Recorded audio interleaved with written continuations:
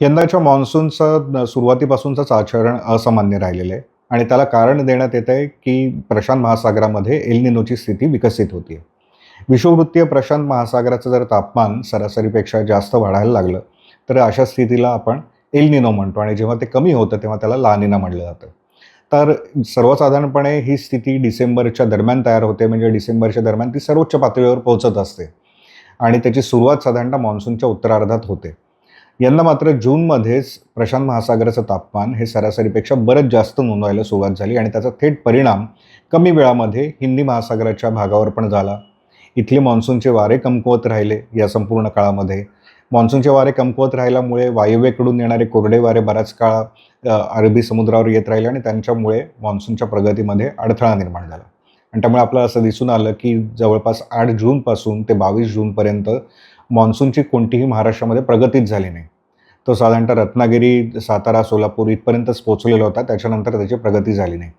त्यानंतर मात्र जे 22, 23, 24 जूनला सलग जो काही मोठा पाऊस झाला राज्यामध्ये, तर त्या काळामध्ये मान्सूननी वेगाने प्रगती केली आणि संपूर्ण महाराष्ट्र साधारणतः 23 जूनला मान्सूननी व्यापला. 23 जूनला जेव्हा मान्सून पुढे सरकला, मध्य भारतापर्यंत जाऊन पोहोचला, तेव्हा पुन्हा एकदा मान्सूनच्या प्रगतीमध्ये ब्रेक लागला आणि त्यानंतर सुद्धा वाऱ्यांच्या दिशेमध्ये, गतीमध्ये बदल झाला. त्यावेळेस सगळ्याच गोष्टी अनुकूल नव्हत्या आणि त्यामुळे सध्यासुद्धा 3-4 दिवस अजून मान्सूनची प्रगती होईल अशी काही चिन्ह नाही आहेत. मात्र या सगळ्या घटनेमध्ये एक महत्त्वाची गोष्ट घडली, ती म्हणजे हिंदी महासागराच्या क्षेत्रावर मेडन जुलियन ऑसिलेशन MJO हा जो घटक आहे, हा पुन्हा सक्रिय झाला. मान्सूनच्या आगमनापासून हा घटक या संपूर्ण भागावर आलेलाच नव्हता. आता मात्र हा घटक आलेला आहे. त्याची तीव्रता जरी कमी असली तरी त्याच्या प्रभावामुळे बंगालच्या उपसागरामध्ये कमी दाबाचं क्षेत्र तयार होण्याची शक्यता निर्माण झाली आहे. हे नेमकी कसं असेल, त्या कमी दाबाचं क्षेत्र तयार झाल्यामुळे महाराष्ट्रामध्ये कसा पाऊस पडू शकतो, सध्या वातावरणामध्ये काय स्थिती आहे आणि ही स्थिती, अनुकूल जी स्थिती आहे, ही कधीपर्यंत राहू शकते, शेतकऱ्यांना पेरण्या कधी करता येऊ शकतील, अशा सगळ्या गोष्टींची माहिती आपण प्रत्यक्ष स्क्रीनवर पाहूयात. सगळ्यात आधी आपण मान्सूनची आत्तापर्यंत प्रगती कशी राहिली आहे, वाटचाल कशी राहिली हे पाहूयात. समोर आपल्याला भारताचा नकाशा दिसतोय आणि या नकाशावर लाल रंगाच्या रेषा आणि काही तारखा दिसत आहेत आणि निळ्या रंगाच्या रेषा आणि तारखा दिसतात. लाल रंगाच्या तारखा या सर्वसाधारण तारखा आहेत. सर्वसाधारण याचा अर्थ सुमारे 30 वर्षांच्या नोंदी शास्त्रज्ञांनी घेतलेल्या आहेत आणि या 30 वर्षांमध्ये सर्वाधिक कुठल्या तारखेला मान्सून त्या त्या भागांमध्ये पोहोचला आहे हे त्या लाल रंगाच्या रेषा आपल्याला दर्शवत आहेत. दुसरीकडे ज्या निळ्या रंगाच्या रेषा आहेत, ही मान्सूनची यावर्षीची वाटचाल कशी राहिली हे दाखवत आहेत. मान्सूनच्या 2 शाखा असतात, एक बंगालच्या उपसागरातली आणि एक अरबी समुद्रातली. मान्सूनची बंगालच्या उपसागरातली जी शाखा आहे ही आधी सक्रिय होत असते आणि मग त्याच्यानंतर अरबी समुद्रातली शाखा सक्रिय होते. याच्यानुसार जर आपण बघितलं, सर्वसाधारण लाल रंगाच्या ज्या रेषा आपल्याला दिसत आहेत, तर 22 मेला मान्सून अंदमानमध्ये प्रवेश करत असतो. त्यानंतर 26 मेला आपल्याला इथे श्रीलंकेच्या इथून आपल्याला रेषा जाताना दिसते आणि बंगालच्या उपसागरात त्याची आणखीन प्रगती होते. 1 जूनला अरबी समुद्रातली शाखा सक्रिय होते आणि 1 जूनला केरळमध्ये मान्सून प्रवेश करतो असं आपल्याला दिसून येतं. त्यानंतर 5 जूनपर्यंत मान्सून गोव्यापर्यंत पोहोचतो. एक प्रकारे आपण असं म्हणू शकतो की 6 जूनला मान्सून साधारणतः तळ कोकणात प्रवेश करतो आणि त्यानंतर टप्प्याटप्प्याने मान्सूनची उत्तरेकडे वाटचाल होत राहते, म्हणजे अरबी समुद्रातली जी शाखा आहे ती पुढे सरकत राहते आणि 15 जूनला मान्सून संपूर्ण महाराष्ट्र व्यापत असतो. त्यानंतर अरबी समुद्रातली शाखा आणि बंगालच्या उपसागरातली शाखा या दोन्ही शाखा एकत्र येतात साधारणतः मध्य भारतावर, म्हणजे मध्य प्रदेशचा उत्तर भाग, दिल्लीच्या आसपासचा खालचा भाग, हे जो आपण हा जो रिजन बघितला, तर या ठिकाणी या दोन्ही शाखा आहे, इकडून आलेली शाखा आणि इकडून आलेली शाखा, या दोन्ही एकत्र येतात आणि या दोघांची पुढे वाटचाल होते आणि साधारणतः 8 जुलैला मान्सून संपूर्ण भारत व्यापत असतो. याच्या आधीच्या ज्या तारखा होत्या, सर्वसाधारण तारखा, त्या 1 जून ते 15 जुलै अशा होत्या. 45 दिवसांचा मान्सूनचा प्रवास होता. आता तो शॉर्ट झाला आहे, म्हणजे साधारणतः 38 दिवसांमध्ये मान्सून संपूर्ण देश कव्हर करत असतो आणि दरवर्षी या ज्या निळ्या रेषा आहेत सर्वसाधारण तारखांच्या तुलनेत यांचं प्रमाण बदलत राहतं. आता यावर्षी जर आपण बघितलं तर याच्यावरूनच आपल्याला मान्सूनची प्रोग्रेस कशी राहिली आत्तापर्यंत हे कळून येतं. या निळ्या रेषा एक तर जास्त आहेत आणि दुसरं, ज्या भागामध्ये मान्सून पोचलेला आहे तिथे बराच काळ रेंगाळल्याचं आपल्याला दिसून येतं आहे. तारीख 1च असलेलं आहे अशी दिवस कमी आहेत. इथे पण आपण सुरुवातीलाच बघितलं तर यावर्षी मान्सून अंदमानमध्ये पोचला आहे 16-17ला, मग 18 ते 22 ही पुढची तारीख आहे. त्यानंतर इथे 30 मे ते 3 जून इथेच रेंगाळलेला आहे. मग त्यानंतर 4 जून ही एकमेव तारीख अशी आहे की जिथे 4 आणि 5 जून जर आपण बघितली तर जिथे एकेका दिवशीच मान्सून पुढे सरकला आहे. सुरुवातीला केरळ पूर्ण त्यांनी कव्हर केला, नंतर कर्नाटकची किनारपट्टी कव्हर केली 5 जूनला. त्यानंतर 6-7 जूनला तो तळकोकणात आलेला आहे. 8 जूनला तो साधारणतः रत्नागिरीच्या उत्तर भागापर्यंत पोहोचलेला आहे. आणि 8 ते 21 जून हा मोठा गॅप आपल्याला दिसून येतोय की तो मान्सून याच भागामध्ये राहिला. नंतर 21 पासून ते 23 जूनपर्यंत त्याने संपूर्ण महाराष्ट्र व्यापला. मात्र 23 पासून 27 पर्यंत पुन्हा तो याच ठिकाणी रेंगाळलेला आहे. तर जनरली असं दिसून येत असतं मान्सूनच्या प्रोग्रेसमध्ये की ह्या तारखा बऱ्यापैकी सारख्या राहतात, सुरुवातीचे आणि शेवटचे. म्हणजे 1 जून ही पूर्वीच्या वेळेस 1 जूनच होती आणि मान्सून भारतातून परत माघारी फिरण्याची जी तारीख असते ही 15 ऑक्टोबर आहे. तर 1 जून आणि 15 ऑक्टोबर ह्या तारखा सारख्या राहिल्यात. मात्र या दरम्यानच्या काळातले हे जे प्रोग्रेसच्या ज्या तारखा आहेत या बदलत राहिलेल्या आहेत. जसं की इथे आपल्याला 8 जुलैला म्हणजे मान्सून लवकर संपूर्ण देश व्यापतो असं दिसून येतं. आणि हा जर आपण विड्रॉलचा मॅप बघितला म्हणजे परतीच्या मान्सूनचा मॅप बघितला तर पूर्वी जे 1 सप्टेंबरला मान्सूनची परतीची वाटचाल सुरू व्हायची ते आता 17 सप्टेंबरला होते. मात्र पूर्ण भारतातून नैऋत्य मान्सून बाहेर पडण्याची जी पूर्वीची 15 ऑक्टोबर तारीख आहे ती तशीच राहिली. त्यामुळे प्रोग्रेस आणि विड्रॉल ही फास्ट झाली आहे किंवा कमी दिवसांमध्ये होती आहे असं आता आपल्या गेल्या 30 वर्षांच्या नोंदींमधून दिसून येतं.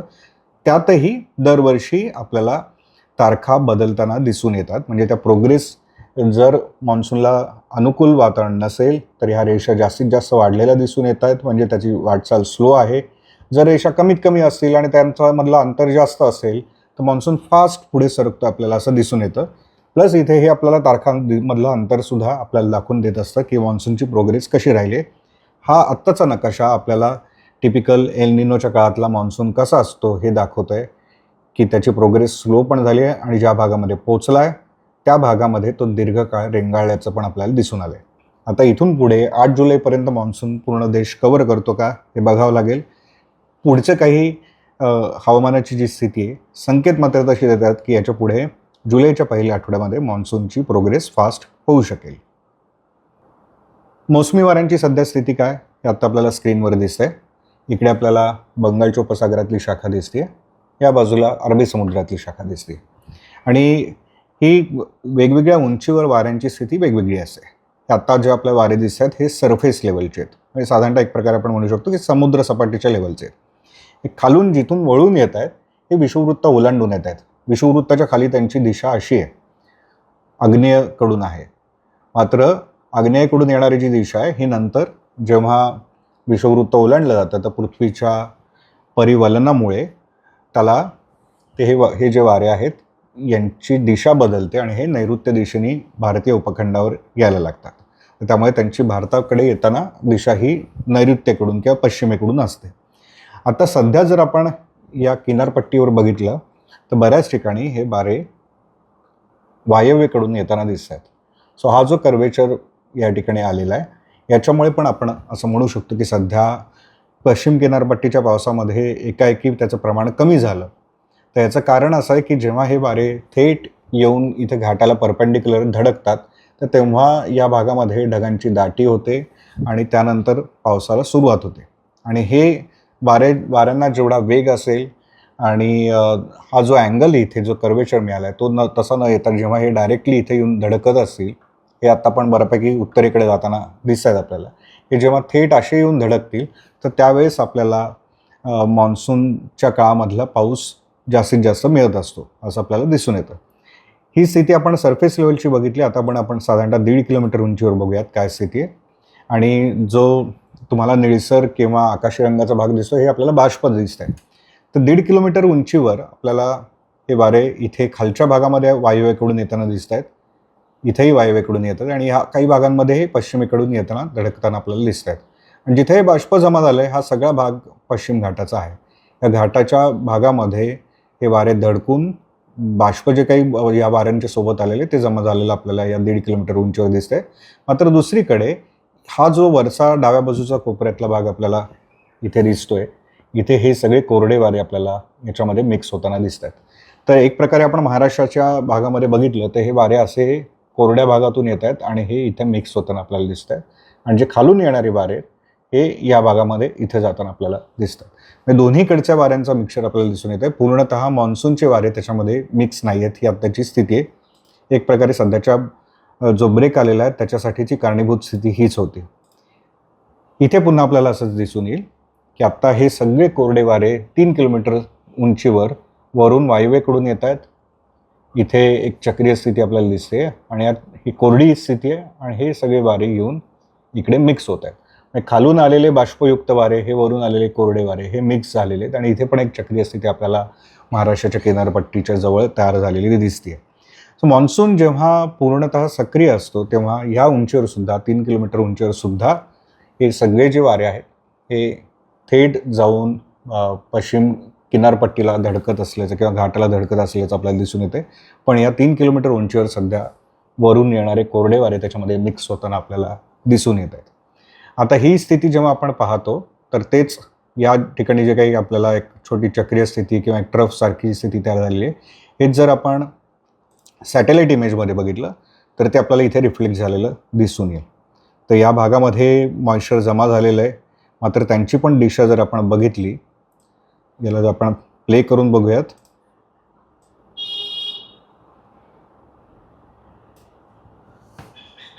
तर किनारपट्टीपासून थोडेसे लांबवर हे उंच ढग तयार होत आहेत आणि यांची दिशासुद्धा ही अशीच आहे. वायव्येकडेच्या दिशेने हे वाऱ्यांच्यामुळे हे ढग मागे सरकताना आपल्याला दिसत आहेत. जेव्हा हे वारे थेट येऊन असे धडकतील किनारपट्टीला परपेंडिक्युलर लंबरूप, तर तेव्हा हे जी ढगांची निर्मिती आहे ही आपल्याला थेट किनारपट्टीवर किंवा घाटापासून या भागामध्ये तयार होताना आपल्याला दिसून येऊ शकते. पण आता ती थोडीशी बाहेर आहे.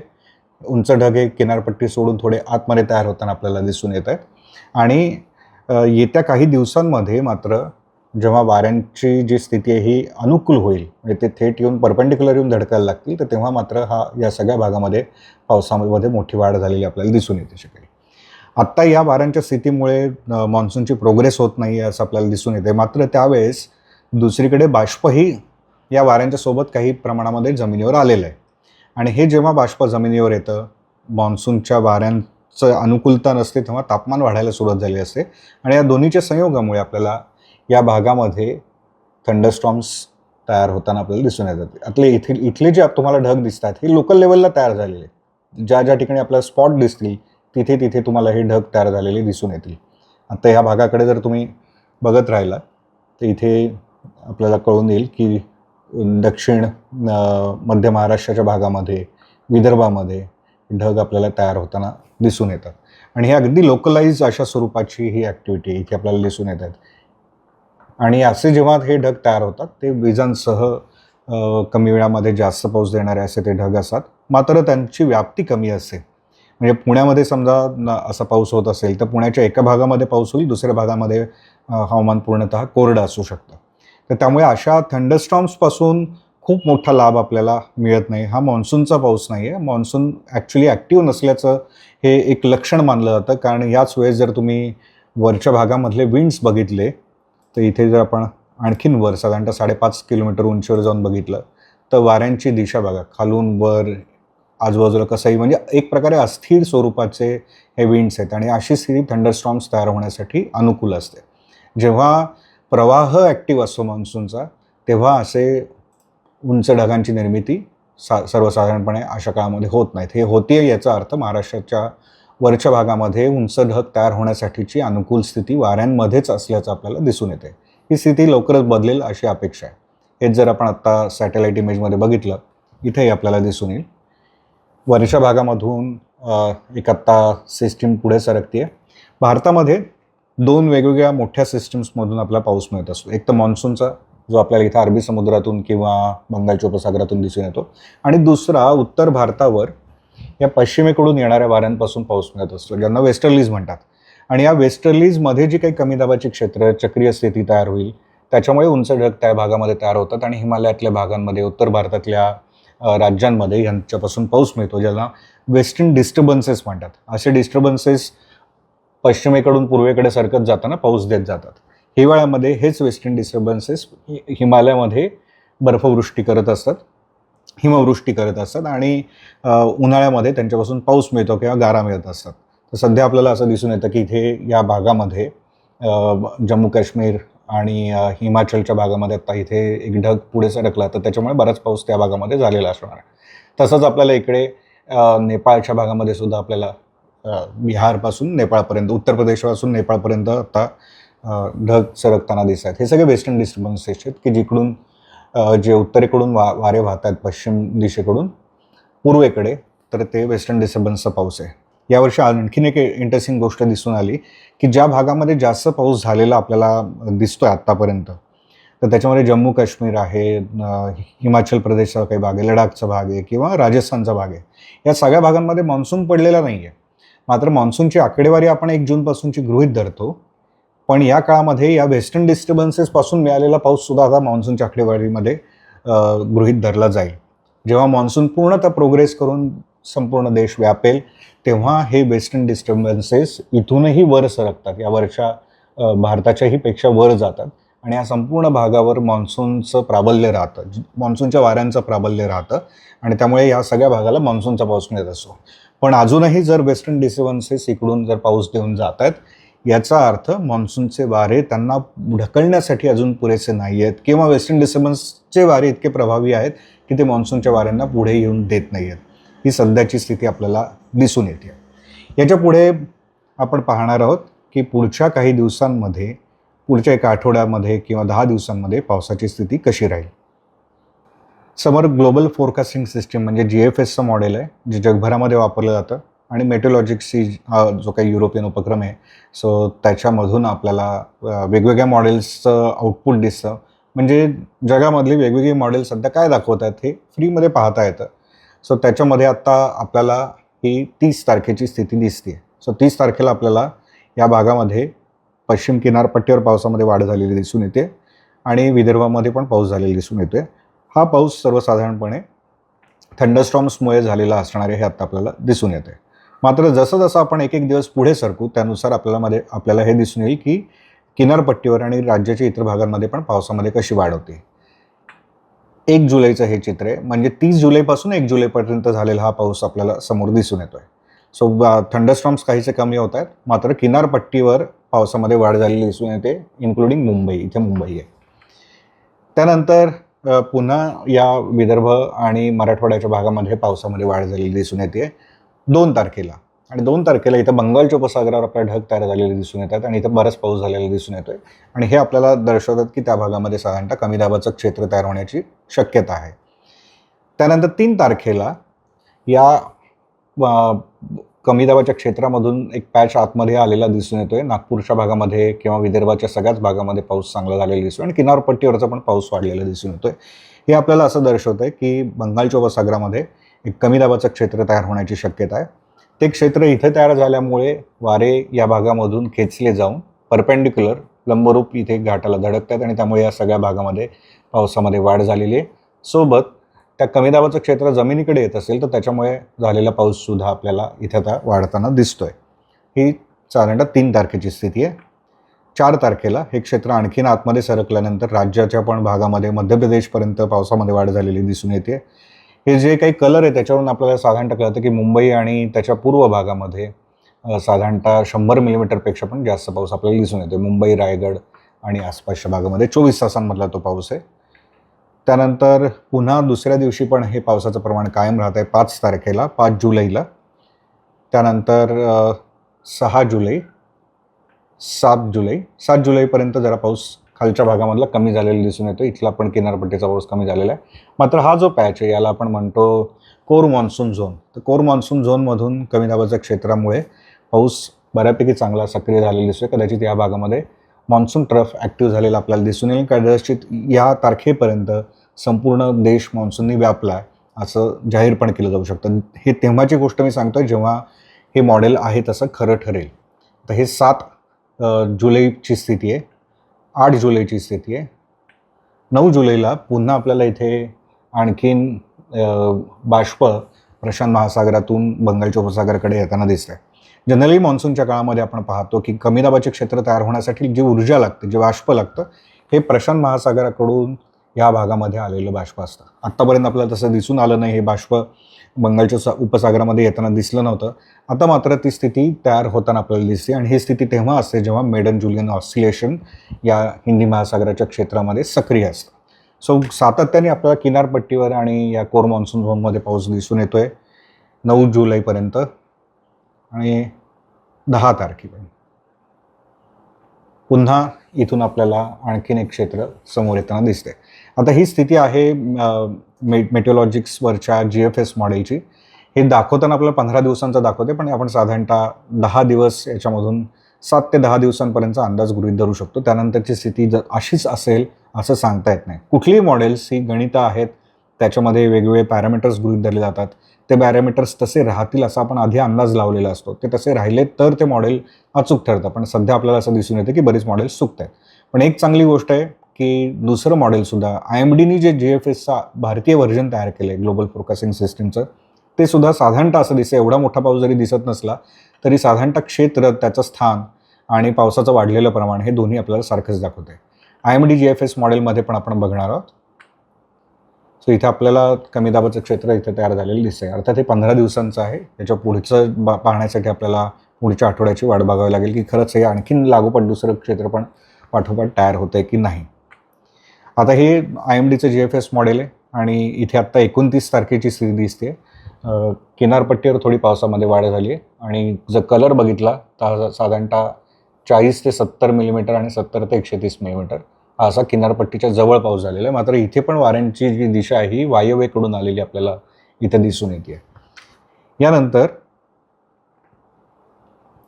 30 तारखेला पावसाचं हे प्रमाण थोडंसं उत्तरेला सरकल्याचं दिसून येतं, मुंबईपर्यंत वाढल्याचं आपल्याला दिसून येतं आहे.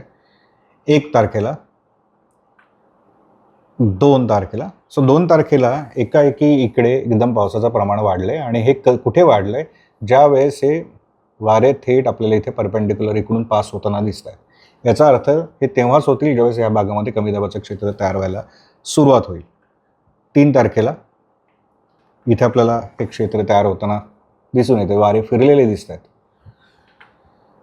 4 आणि 4 तारखेला इथे आपल्याला हे क्षेत्र तयार झाल्याचं दिसून येतं आणि त्याच्या दक्षिण पश्चिमेकडे पाऊस चालू आहे. तर महाराष्ट्राच्या अगदी विदर्भ, उत्तर महाराष्ट्र, मराठवाड्याचा काही भाग आणि किनारपट्टीचा भाग, मध्य महाराष्ट्राचाही काही भाग, या भागामध्ये 4 जुलैपर्यंत आपल्याला बराच पाऊस झालेला दिसून येतो आहे.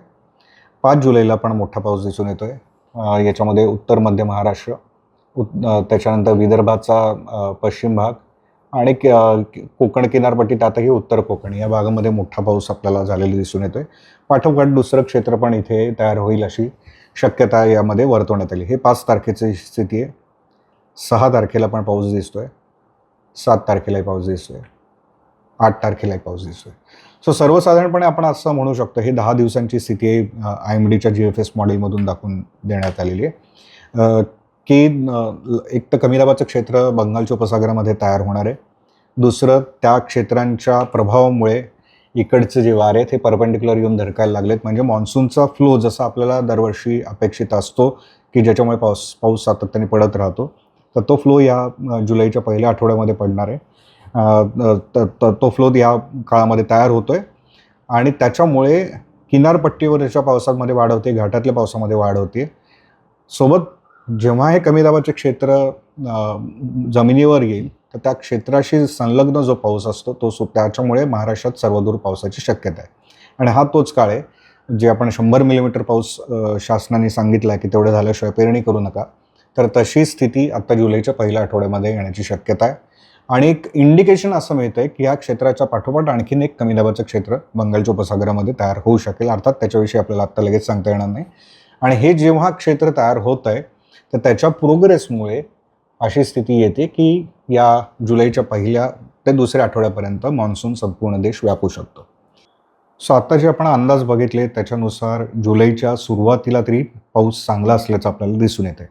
मात्र त्यानंतर जर मेडन जुलियन ऑसिलेशन हे ढगांचं क्षेत्र जर पूर्वेकडे सरकलं म्हणजे प्रशांत महासागराकडे सरकलं तर त्यानंतर ते पुन्हा भारतावर येईपर्यंत चांगल्या पावसासाठी वाट पाहावी लागू शकते. आणि हा कालावधी साधारणतः 10-15 दिवसांचा असू शकतो. कारण आत्ता जे काही अर्ली इंडिकेशन मिळते त्यानुसार जुलैच्या 3ऱ्या-4थ्या आठवड्यामध्ये हे मेडन जुलियन ऑसिलेशन पुन्हा भारतावर येऊ शकतं आणि तेव्हा पुन्हा आपल्याला पाऊस मिळू शकतो.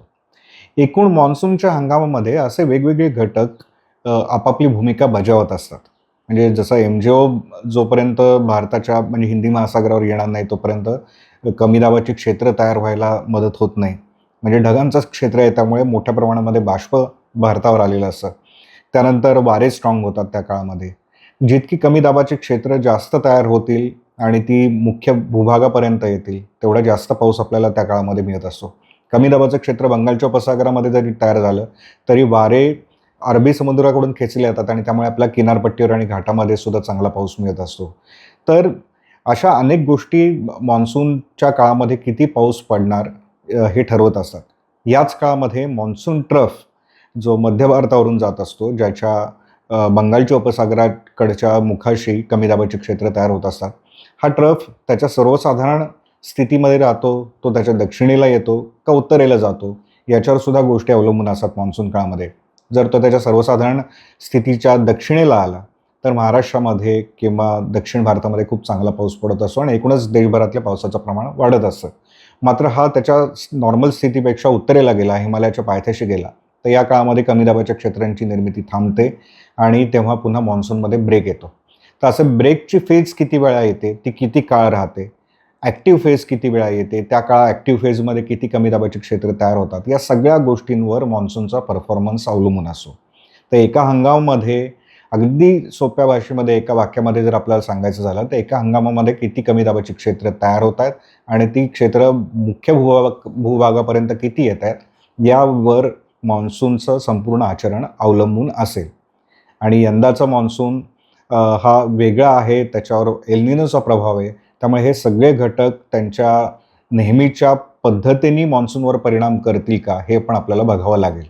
जर तसं झालं नाही, म्हणजे ब्रेक्स वाढले, कमी दाबाची क्षेत्र कमी तयार झाली, ती जरी तयार झाली तरी बहुतांश जर क्षेत्र हे ईशान्येकडे सरकली, तर अशा सगळ्या गोष्टींचा मान्सून काळातल्या पावसावर परिणाम होऊ शकतो. आणि हे ब्रेक्स तेव्हा जर आले जेव्हा ॲक्च्युली शेतीला गरज आहे, तर त्याचा परिणाम पिकांवरही होऊ शकतो. अर्थात आत्ता असं एक दिसून आलं आहे की बरीचशी मॉडेल्स यावर्षी चुकीची ठरत आहेत. म्हणजे मॉडेल ज्या पद्धतीने पाऊस वर्तवतात एक्झॅक्टली तसा पाऊस होतोच आहे असं आपल्याला दिसून येत नाही. त्यामुळे पहा आणि पुढे चला अशाच स्वरूपाचं धोरण आपल्याला स्वीकारावं लागणार आहे. आधीच आपल्याला कोणालाही सांगता येणार नाही. खूप लोकं दावा करतील की आम्ही सांगतो असा पाऊस पडेल, तसा पाऊस पडेल. अधिकाधिक आठवडाभरामध्ये पुढच्या आठवड्यात काय होणार आहे हे मॉडेलमध्ये जर दर्शवण्यात येत असेल, तर त्यावरच लोकांनी विश्वास ठेवावा आणि आपले निर्णय घ्यावेत. या पुढच्या काळामध्ये प्रशासनाला सुद्धा या गोष्टींची काळजी घ्यावी लागेल की पाणी जास्तीत जास्त साठवून ठेवावं लागेल.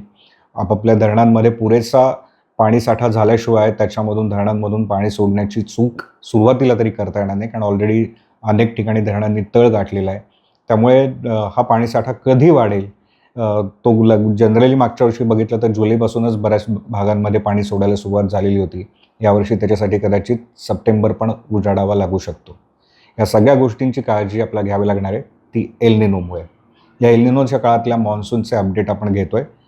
पुढच्या भागामध्ये पुन्हा भेटूया ज्यावेळेस ॲक्च्युली मान्सून सक्रिय असेल.